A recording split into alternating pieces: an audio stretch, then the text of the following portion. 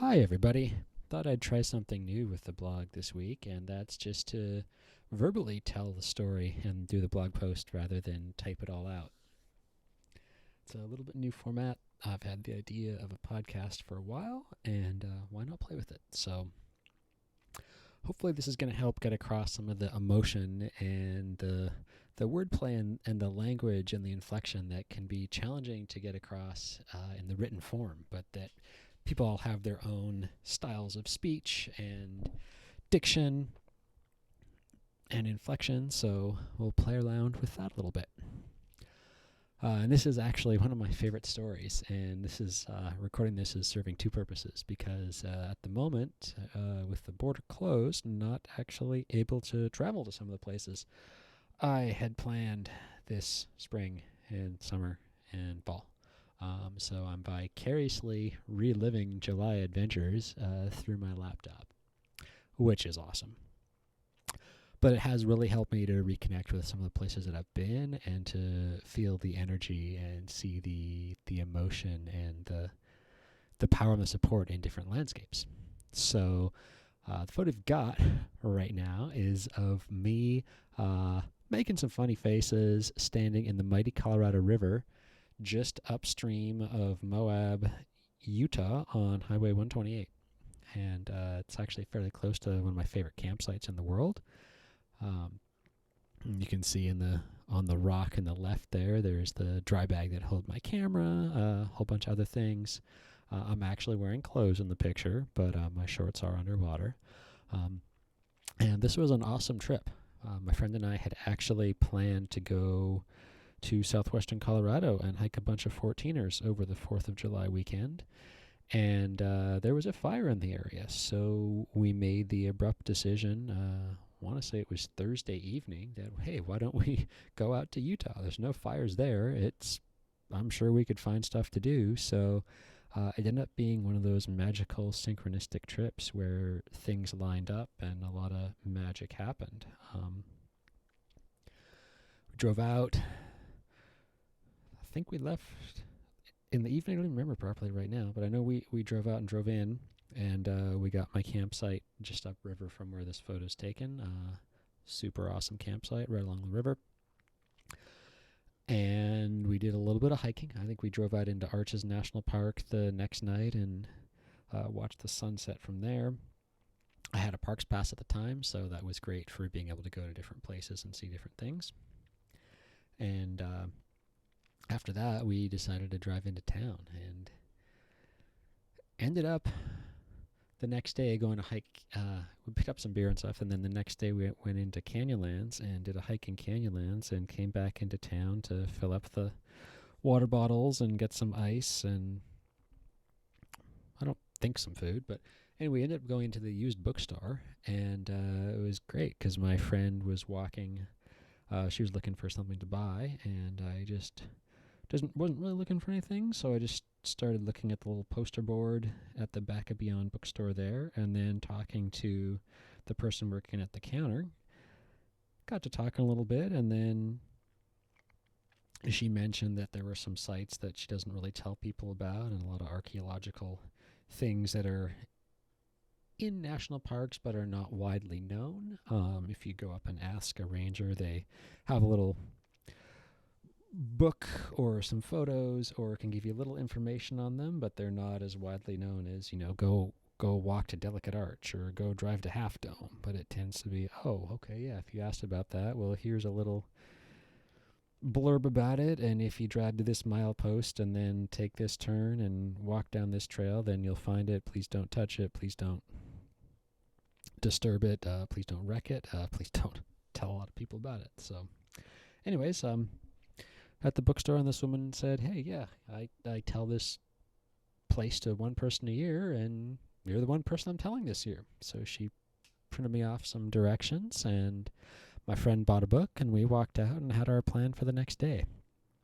That was a really cool adventure because we got up really early the next morning and drove down a fair ways from Moab, took some dirt roads out into the wilderness, had a couple spots of me driving and my friend navigating / pointing out where to drive the Outback so that we didn't get stuck, blow a tire or anything like that. We were a fair ways away from any type of cell reception, any type of anything, and this is southern Utah in July, so it was pushing 100 by that time, if not over 100 degrees. That'd be somewhere around 30 for those of you listening in metric countries.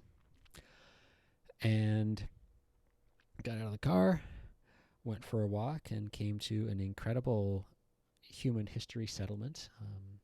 Has a lot of magical stuff in there. There's a granary. There's some rooms that have been mortared on the side of the cliff. There's a little water source, and you could see up and down canyon how there was a little an ongoing network of little lookout points to be able to pass signals back and forth up and down canyon. So it was really cool. We were the only people there that day because, hey, it's July, it's Moab, it's a bajillion degrees. But it was great to go out there and see that. And we spent a fair amount of time at that site. We did our quick little look around, we did a little look around and checked into all the things. And what was cool was to see, some of the pictographs and petroglyphs that had been carved in, and to see, where matatis had been ground into the rock, and to sit and have our lunch where people hundreds and thousands of years would have been doing the same thing, would have been living in this almost fortress-like settlement on the side of the canyon. We had been fortunate to hear about it and drive in there, but this would have been a very valuable place for people to be centuries ago. So it was quite powerful to just sit with that energy, to sit in the shade and wonder what could have been happening to people years and years and years ago, and to wonder what that lifestyle would have been like, to see it from our perspective now, where we had driven in with the car, we had tons of water in the car, cooler, everything that we needed to survive for a few days was with us, but quite the contrast to seeing, what had been built by hand with mud and sticks and rocks to support the agriculture that was in the area. And we had quite a interesting discussion on the way back about, the hardships people would have faced with climate, with weather, with animals, with drought especially. And, to contrast the modern lifestyle of what was there, we were fortunate. We had big backpacks on and, plastic water bladders that could carry and transport things. That would have been quite different from the people who were living in that area. So it was a magical time for exploration. And it was after that we drove back to the campsite near where the water photo of me is, and was able to discuss and watch the stars come up. And that's a place for me, that whole southwestern United States landscape, the red rocks, the very striking, distinct geological formations, the cobalt blue sky, how everything pops. That has drawn me like a magnet since I was first there. And to be able to be there, to be out of cell phone service, no coverage. I don't even think there was anybody. I think there was maybe one other person camped in the entire campground that we had got a spot at. So it was fantastic to be totally disconnected, to be just us with nature. And we ended up getting really lucky on that trip that everywhere that we went to hike in Arches and in Canyonlands, to go down to this human history site and to have the campground, we were pretty much just us, it wasn't a lot of people that we saw anywhere. And to be able to be out of the city and in such a majestic landscape with such powerful energy and such a rich history of human habitation, of prehistoric habitation with dinosaurs and everything in the area. to watch the stars come out and reconnect, to be able to sit and meditate for a while at an ancient human history site was incredible, and it was a wonderful way to decompress.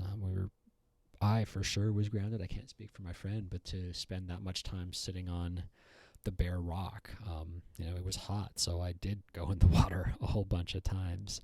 I don't remember looking at my phone at all, other than maybe to get the time once or twice. Provided a very beneficial experience to reconnect, and it was a great long weekend that really reinforced the idea of synchronicity and being on the right path and seeing all these things pop up. When we left, there was no way of knowing that we'd have a campsite that fills up very, very quickly, most of the time entirely to ourselves. Had no idea that we'd pick a couple hikes that nobody else would go and do that time of year, or that going to the bookstore at that time of day and opening that conversation with that person working there would have led to seeing a phenomenal site I'd never even heard of, and been able to go and see an ancient granary, and to go and wonder at how all the mortar and bricks have been put up there, to really see what the lifestyle might have been like, and to understand and appreciate how challenging it was. As we were driving at 70 miles an hour on the highway in an air-conditioned car with ice water and crackers and salty snacks and fatty snacks, and a campfire we were able to cook over that night. That's quite the contrast to what the lifestyle would have been back in the past. So overall, a magical experience that weekend. Sitting outside watching the stars come up when it's still 90, 80 Fahrenheit, and shorts and a t-shirt at midnight, sleeping on top of your sleeping bag. It's so warm. Just a fantastic experience, and one that I always think of with fondness when I see some of the pictures from it, or even when I see pictures of the area, something pop up on the news. So hopefully you've enjoyed this story, this new method of sharing blogs, and we will talk to you next time. Thanks again for listening as we share a little bit of the wisdom of the wilderness.